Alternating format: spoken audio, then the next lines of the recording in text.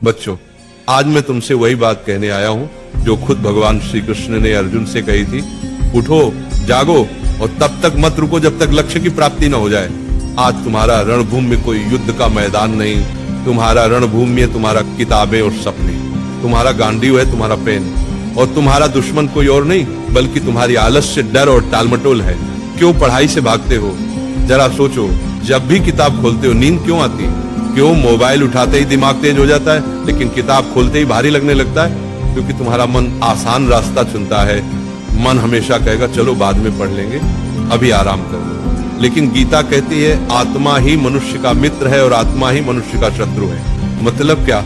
अगर तुम मन को कंट्रोल कर लो तो वही तुम्हारा सबसे बड़ा साथी है, लेकिन अगर मन ने तुम्हें कंट्रोल कर लिया तो वही तुम्हें बर्बाद कर देगा। अर्जुन भी डरा हुआ था। उसने कहा, हे माधव, मैं नहीं लड़ सकता, मेरा मन विचलित है। श्री कृष्ण ने कहा, हे पार्थ, उठो, तुम्हारा कर्तव्य युद्ध करना है और युद्ध से भागना अधर्म है। अब सोचो, अर्जुन को कुरुक्षेत्र का युद्ध जीतना था और तुम्हें अपनी पढ़ाई का युद्ध जीतना है। अर्जुन अगर मैदान से भागता तो इतिहास उसे कायर के रूप में याद करता।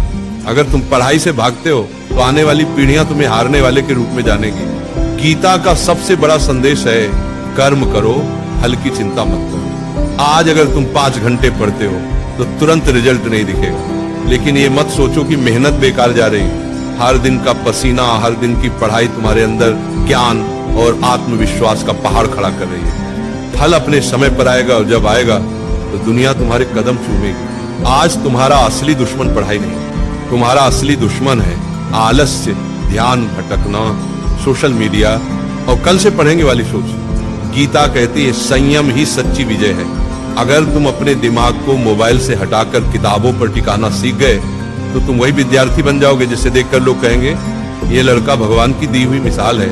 याद रखो, अर्जुन ने युद्ध इसलिए जीता क्योंकि श्री कृष्ण उसके साथ थे। तुम्हारे पास भी श्री कृष्ण है, तुम्हारे गुरु, तुम्हारी किताबें और तुम्हारा विश्वास। जब भी थक जाओ ये मंत्र याद करो, उठो अर्जुन, पढ़ाई तुम्हारा धर्म है, पढ़ाई तुम्हारा कर्म है। तुम्हारा धर्म अभी सिर्फ एक है, पढ़ाई। बाकी सब इंतजार कर सकता है लेकिन समय नहीं। वक्त निकल गया तो कोई गुरु तुम्हें नहीं बचा पाएगा। अर्जुन ने मैदान में खड़े होकर कहा था, हे माधव, अब मैं तैयार हूं, अब मैं अपने धर्म का पालन करूंगा।